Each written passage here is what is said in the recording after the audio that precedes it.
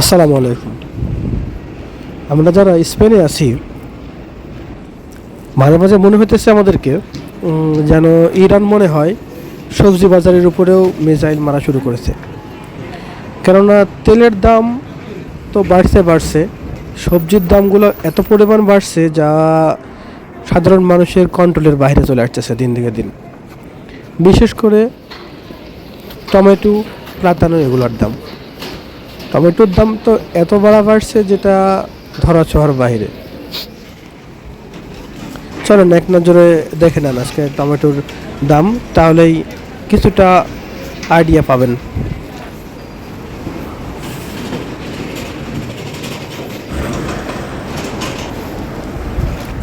My god, can you imagine?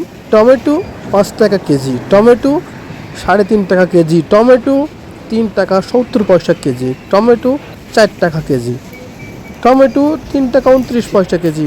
O my god, ছোটো ছোটো bag করা আছে, ছোটো ছোটো প্লাস্টিকের ব্যাগে করে রাখা আছে, সেগুলোর দামও 2 টাকা 2.5 টাকা করে। 3 টাকা 79 পয়সা কেজি টমেটো রামা।